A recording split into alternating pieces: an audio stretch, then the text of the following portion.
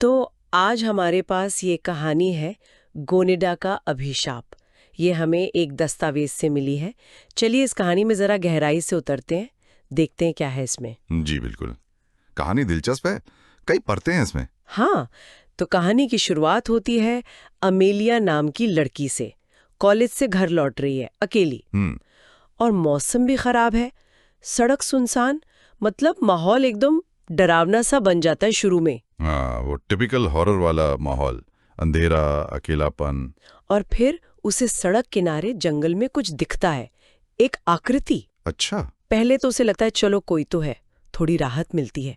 पर फिर वो देखती है, अरे ये तो एक बौना आदमी है, कंधे पर रस्सियां, ओह, और आंखें आंखें एकदम लाल चमक रही हैं, दांत नुकीले। बाप रे, ये तो डरावना है। जाहिर है अमेलिया जोर से चिल्लाती है, भागो, और बस दौड़ पड़ती है। हाँ, ये कहानी का शुरुआती हुक है, डर पैदा करने के लिए। बिल्कुल सही सेटअप। लेकिन दिलचस्प बात यह है, जैसा हम आगे देखेंगे, कि जिसे वो खतरा समझ के भाग रही है, हाँ, वो शायद उतना बड़ा खतरा ना हो जितना कोई और। ये दिखावे पर मत जाओ वाली थीम की नींव यहीं रख दी जाती है। बिल्कुल सही कहा। तो अमेलिया भागते भागते एक छोटी सी झोपड़ी देखती है सड़क किनारे, और वहां से एक बूढ़ा आदमी निकलता है। वो अमेलिया को डरा हुआ देखकर मतलब उसे अंदर बुला लेता है। अच्छा, एक मददगार जैसा किरदार। हाँ, लगता तो यही है। अमेलिया उसे बताती है कि उसने जंगल में गोनिडा को देखा, वो राक्षस, लाल आंखें, नुकीले दांत वाला, जिसके बारे में कहते हैं कि वो जानवरों और इंसानों को मार डालता है। और बूढ़ा आदमी क्या कहता है? वो कहता है, हाँ, वो गोनिडा ही है, खतरनाक है बहुत, पर तुम डरो मत, अंदर आ जाओ, मैं तुम्हें सुबह सुरक्षित घर पहुंचा दूंगा। देखिए, यहीं पर कहानीकार थोड़ा खेलता है, एक रक्षक का मुखौटा। हाँ, हमें लगता है चलो अमेलिया बच गई, सुरक्षित है। लेकिन असल में कहानी यहीं से पलटती है। ये बूढ़ा आदमी जो इतना भला लग रहा है, वो ही सबसे बड़ा खतरा निकलेगा। ये हॉरर में अक्सर होता है, सुरक्षा का एक झूठा एहसास देना। सही।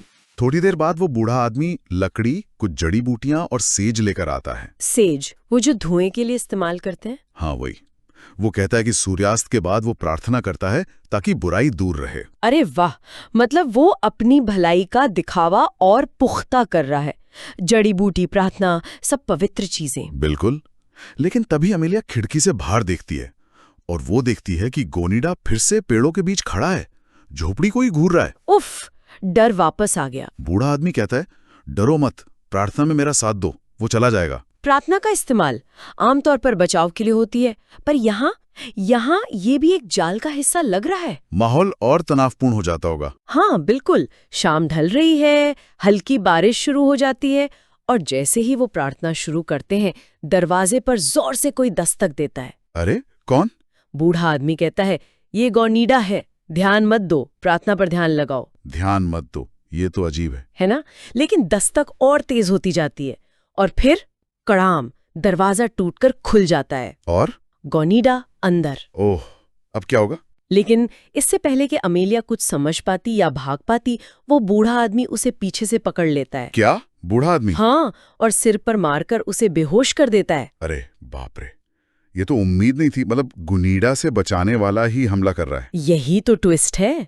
और जब अमेलिया को होश आता है, नजारा और भी भयानक है। कैसा नजारा? वो एक कुर्सी से बंधी हुई है, और चौंकाने वाली बात यह है कि उसके ठीक बगल में दूसरी कुर्सी पर वो राक्षस गोनिडा भी रस्सियों से जकड़ा हुआ बैठा है। क्या?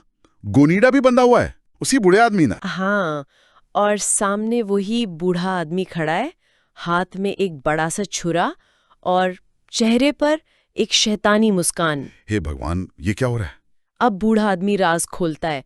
वो बताता है कि गोनिडा तो उसका गुलाम है। गुलाम? हाँ, वो कहता है कि वो इंसानों की बलि देकर उन्हें गोनिडा बनाता है, और फिर ये गोनिडा उसके लिए शिकार करते हैं ताकि वो उनका मांस खा सके। जी, ये तो बहुत ही घिनौना है। मतलब वो बूढ़ा आदमी असली राक्षस है? बिल्कुल। और वो ये भी बताता है कि ये वाला गोनिडा जो बंधा है, वो असल में अमेलिया को बचाने की कोशिश कर रहा था, भागने में मदद करने वाला था शायद। अच्छा, तो गोनिडा बुरा नहीं था? कम से कम ये वाला तो नहीं। इसीलिए बूढ़ा आदमी गुस्सा है, और अब वो दोनों को, अमेलिया और उस गुनीडा दोनों को बलि चढ़ाना चाहता है अपनी कोई भयानक प्रार्थना पूरी करने के लिए। ये तो बहुत ही डार्क है। एक मजबूर राक्षस जो अच्छा बनना चाहता है और एक लड़की, दोनों एक ही जल्लाद के शिकार। कहानी में एक नैतिक पहलू भी आ गया। हाँ, पर अभी कहानी खत्म नहीं हुई। जैसे ही वो बूढ़ा आदमी छुरा उठाता है, हाँ, झोपड़ी का दरवाजा फिर से टूटता है। फिर से? इस बार कौन? इस बार कई सारे गुनिडा जैसे दिखने वाले प्राणी अंदर घुस आते हैं। एक साथ? क्या, और भी गुनिडा? हाँ, और वो सब मिलकर सीधे उस बूढ़े आदमी पर हमला कर देते हैं। अरे वाह, अपने ही मालिक पर? हाँ, बूढ़ा आदमी चीखता रहता है, तुम सब मेरे गुलाम हो, मेरी बात मानो। लेकिन वो नहीं सुनते, वो उसे मार डालते हैं।